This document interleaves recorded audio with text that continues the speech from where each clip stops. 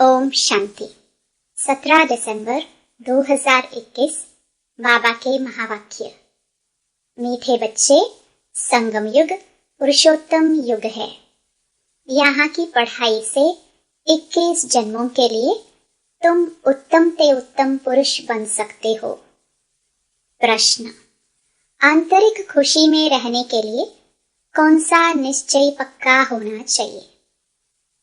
उत्तर: पहला निश्चय चाहिए कि हम विश्व के मालिक थे, बहुत धनवान थे। हमने ही पूरे 84 जन्म लिए हैं। अब बाबा हमको फिर से विश्व की बादशाही देने आए हैं। अभी हम त्रिकालदर्शी बने हैं। रचता बाप द्वारा रचना के आदि मध्य अंत को हमने जाना है। ऐसा निश्चय हो तब आंतरिक खुशी रहे। गीत: नयनहीन को राह दिखाओ प्रभु। मेरे मीठे मीठे भाई और बहनों, बाबा के इस अनमोल खजाना यानी ज्ञान रूपी मुरली को जन जन तक पहुंचाना हम सब की कर्तव्य नहीं बल्कि धर्म है। मैं तो अपना धर्म निभा रही हूँ। अब आपकी बारी। आप भी अपनी व्हाट्सएप और फेसबुक और दूसरे सोशल मीडिया के ग्रुप में शेयर कीजिए। क्या पता आपके इस नेक काम की वजह से किसी की ज़िंदगी जीने की एक नई राह मिल जाए। और हाँ, आप भी इस YouTube चैनल को सब्सक्राइब कर लीजिएगा ताकि आपको भी रोजाना बाबा की मुरली को सर्च करना ना पड़े। शिव बाबा की अमृत वर्षा हम सब पर ऐसे ही बरसते रहे। अब सुनते हैं आज की मुरली। ओम शांति। बच्चों ने गीत की लाइन सुनी। अब बाबा आकर कितनी अच्छी राह बताते हैं पुरुषोत्तम बनने की। दुनिया में भी अनेक प्रकार की कॉलेज, यूनिवर्सिटीज हैं जहां भी पोजीशन के लिए पढ़ते हैं। फिर कोई क्लर्क, कोई मैजिस्ट्रेट, कोई चीफ जस्टिस बनते हैं। पुरुष उत्तम पद पाते हैं, परंतु वह सब हैं कलयुग के लिए उत्तम पद। बाप आकर सत्युग के लिए उत्तम पद प्राप्त कराते हैं। यह है संगम युग। इसमें उत्तम से उत्तम बनना है। मनुष्य जो भी नॉलेज पढ़ते हैं वह उत्तम बनने के लिए। अब यह है रूहानी नॉलेज जो भविष्य के लिए है। यह संगम युग है, पुरुषोत्तम युग। चित्रों में जहां भी संगम युग है वहां पुरुषोत्तम जरूर लिखना चाहिए। हर एक चीज उत्तम बनाई जाती है। तुम जानते हो यह लक्ष्मी नारायण कितना पुरुषोत्तम है। उन्हों के जेवर, वस्त्र आदि कितने शोभनीक होते हैं। तो ऐसे चित्र बनाने चाहिए।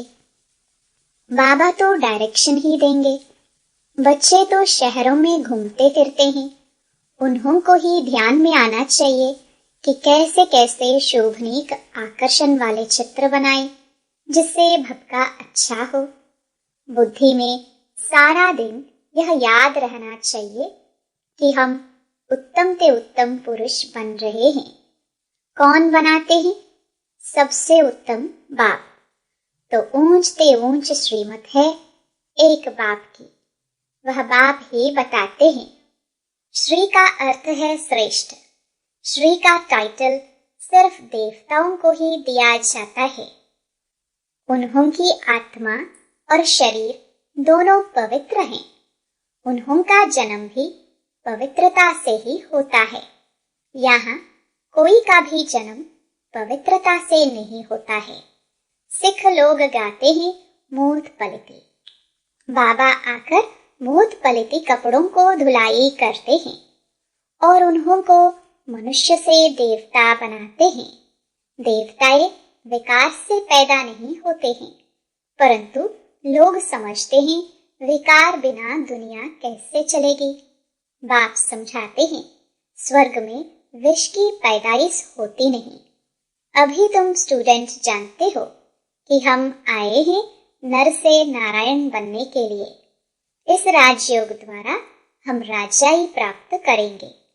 अगर कोई फेल हो जाते हैं तो चंद्रवंशी में चले जाते हैं। तुम्हारी तो है रावण से युद्ध, परंतु दुनिया में यह किसको मालूम नहीं है कि रावण हमारा पुराना दुश्मन है। रावण का अर्थ नहीं जानते तो 10 शीश क्या है? तुम बच्चे जानते हो, विकारों की प्रवेशता से ही भ्रष्टाचारी बन जाते हैं। सतयुग में सब श्रेष्ठाचारी हैं।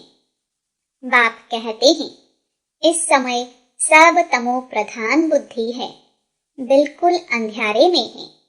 यह भी गाया हुआ है कि कुंभकर्ण की नींद में सोए हुए हैं, जब आग लगेगी तब जागेंगे। देखो तुम कितना जगाते हो फिर सो जाते हैं। मेले में तुम इतनी मेहनत करते हो, निकलते कितने हैं? कोटों में कोई। आगे चलकर बहुत वृद्धि होगी, तब मनुष्यों की बुद्धि खुलेगी।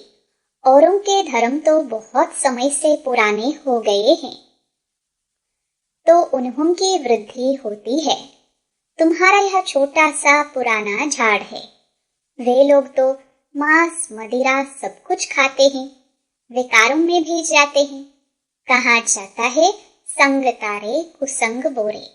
सत का संग तो एक बाप ही है, कौन सा संग तारेगा यह नहीं जानते हैं। गाते हैं नैया मेरी पार लगाओ खिवैया। हे बागवान, कांटों से फूल बनाओ, इस कांटों के जंगल से पार ले जाओ। अब फूल तो यहाँ बनना है, दैवी गुण धारण करने हैं, पुरुषोत्तम बनना है। खान पान भी शुद्ध होना चाहिए। जो चीजें देवताओं को स्वीकार नहीं कराई जाती हैं, तमोगुणी है, वह नहीं खानी चाहिए। सब्जियों में भी सतो रजो तमो है। आजकल तो मनुष्य गरीब है ना, ज्ञान भी गरीबों को लेना है। साहूकार लोग तो खूब पैसा उड़ाते हैं। बायोस्कोप देखना बहुत खराब है। अखबार में भी पढ़ा था कि फिल्म देखने जाना गोया नरक में जाना। जितना बड़े आदमी होते हैं उतना ही गंद जास्ती करते हैं। इस समय पूरा वेश्यालय है। बाप आकर शिवालय बनाते हैं। सारा मदार है पवित्रता पर। प्योरिटी है तो पीस और प्रॉस्पेरिटी भी है। रावण राज्य में कोई पवित्र हो नहीं सकता। यहाँ ही युद्ध की बात है। योग बल से ही तुम रावण पर विजय पाते हो। यहाँ कितने ढेर मंदिर हैं, परंतु बायोग्राफी किसकी भी नहीं जानते। शिव के मंदिर में जाकर पूछो कि बायोग्राफी बताओ तो कुछ बता नहीं सकेंगे। तुम्हारे में भी नंबरवार पुरुषार्थ अनुसार ज्ञान को जानते हैं। उत्तम, मध्यम, कनिष्ठ तो होते हैं। सारा मदार है पढ़ाई पर। आत्मा कहती है हम तो नर से नारायण बनेंगे। पढ़ाता तो सबको राजयोग हूँ, परंतु फिर भी पुरुषार्थ अनुसार उत्तम, मध्यम, कनिष्ठ बनते हैं। इसलिए बच्चों को पढ़ाई पर बहुत ध्यान देना चाहिए। शिव भगवान वाच कि योग अग्नि से तुम्हारे पाप भस्म हो जाएंगे और सतो प्रधान बन जाएंगे। इसलिए बच्चे याद की यात्रा को भूलो मत। अपने दिल से पूछो कि हम प्रदर्शनी में ज्ञान तो बहुत अच्छा समझाते हैं, परंतु याद की यात्रा में रहते हैं, याद में फेल हैं, इसलिए वह अवस्था, वह खुशी कायम नहीं रहती। इस सब्जेक्ट में बच्चों को अभ्यास बढ़ाना चाहिए। चित्र भी ऐसे शोभनीक बनाने चाहिए जो कोई भी आकर पढ़ने से ही नॉलेज समझ जाए। अच्छी चीज होगी तो देखने बहुत आएंगे। इन चित्र बनाने वालों को कितना इनाम मिलता है। देवताओं के चित्रों को खास पुराना करके बेचते हैं तो मनुष्यों को बहुत पसंद आते हैं। बहुत पैसे देकर भी खरीद करते हैं। देवताएं सतो प्रधान थे, तो उनके चित्रों का भी कितना मान है, परंतु यह नहीं जानते कि भारत ही पुराने ते पुराना है। सबसे पुराने से पुराना है शिव बाबा। पहले पहले शिव ही आते हैं, मनुष्य तो मूंझे हुए हैं। तुम भी अभी समझते हो कि पहले हम तुच्छ बुद्धि थे, अब क्या से क्या बन गए हैं। हम विश्व के मालिक थे, बहुत धनवान थे, परंतु तुम्हारे में भी निश्चय बुद्धि थोड़े हैं। नहीं तो बच्चों को आंतरिक खुशी होनी चाहिए कि वाह, हमने तो पूरे 84 जन्म लिए हैं। कम पढ़ने वालों को कम जन्म मिलेंगे। जो सूर्यवंशियों में आएंगे उन्होंने जरूर अच्छी पढ़ाई की होगी। यह पढ़ाई कितनी अच्छी है।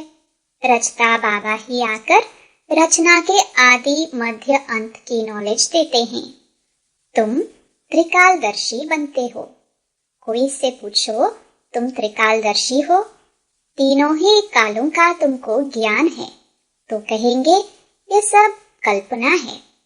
किसी एक ने कहा तो और भी कहते रहेंगे। अब तुम्हारी बुद्धि में सारा ज्ञान है और परमात्मा बाप है, ये भी तुम जानते हो। गीता में लिखा है कि परमात्मा का रूप तो हजारों सूर्य से भी तेजोमय है, परंतु ऐसा है नहीं। बाबा तो बिल्कुल शीतल है, बच्चों को भी आकर शीतल बनाते हैं। जैसे बाबा ज्योति बिंदु है, वैसे आत्मा भी ज्योति बिंदु है। जैसे फायरफ्लाई होता है वह तो देखने में आता है, बाबा तो दिव्य दृष्टि बिना देखने में नहीं आता है। तुम जानते हो परमात्मा ज्ञान का सागर है। तुम बच्चे भी मास्टर ज्ञान सागर बन रहे हो। आत्मा कितनी छोटी है, उनमें सारी नॉलेज भरी हुई है। आत्मा ही सुनती है, आत्मा ही धारण करती है, आत्मा ही शरीर द्वारा समझाती है। ये बातें कोई को भी समझाने आएंगे नहीं। तुम भी बाबा द्वारा समझ और समझा सकते हो। परमपिता परमात्मा ही पतित पावन ज्ञान का सागर है। कृष्ण को पतित पावन व ज्ञान का सागर नहीं कह सकते हैं। बुलाते भी एक को है कि हे पतित पावन आओ, न कि कृष्ण व राम को कहते हैं। सीता का राम कोई पतित पावन था क्या? तुम सब भक्तियां हो, भगवान एक है। तुम सब ब्राइड्स हो, मैं तुम्हारा ब्राइड ग्रूम हूँ। मैं आता हूँ तुम्हारा श्रृंगार कराने। सभी आत्माओं को मैं आकर भक्ति का फल भी देता हूँ। यह पढ़ाई कितनी बड़ी है, नर से नारायण बनाती है। कितना नशा होना चाहिए। बाप आए ही हैं अविनाशी ज्ञान रत्नों का दान देने। यह है अच्छे पे अच्छा दान। शिव के आगे जाकर कहते हैं झोली भर दो। तुम्हारी बुद्धि में अभी सारा ज्ञान है कि हम ही अब संगम पर है। हमको शिव बाबा विष्णुपुरी का मालिक बनाते हैं। अब हम ब्राह्मण हैं, फिर हम देवता बनेंगे, फिर क्षत्रिय, वैश्य, शूद्र बनेंगे। यह है हम सो हम का राज। मनुष्य कहते हैं आत्मा सो परमात्मा। बाप समझाते हैं हम सो पूज्य, हम सो पुजारी कैसे बनते हैं। सतो प्रधान सतो रजो तमो में कैसे आते हैं, इस राज को तुम ही जानते हो। यह धारणा करने की बातें हैं। इस पढ़ाई से कितनी बेहद की राजधानी स्थापन हो रही है। तुम पढ़ रहे हो भविष्य 21 जन्मों के लिए नंबरवार पुरुषार्थ अनुसार। कोई राजा, कोई रानी, कोई प्रजा जाकर बनेंगे। वहां सबको सुख ही सुख है। यहाँ तो कर्मानुसार दुख मिलता है। यह है ही दुख धाम, वह है सुख धाम। अब बाबा कहते हैं बच्चे, ऐसा कोई बुरा काम मत करो जिसकी सजा खानी पड़े। अगर फिर भी ऐसे कर्म करते हैं तो पद भी ऐसा मिलेगा। अगर अच्छी तरह पढ़ेंगे तो कल्प कल्पांतर की प्रारब्ध बन जाएंगे। अभी यह ज्ञान है, फिर प्रायलोप हो जाएगा। अभी तुम पुरुषार्थ नहीं करेंगे तो बहुत पछताएंगे। बाबा कहते हैं दैवी गुण धारण करो, नहीं तो कर्म विकर्म हो जाएंगे।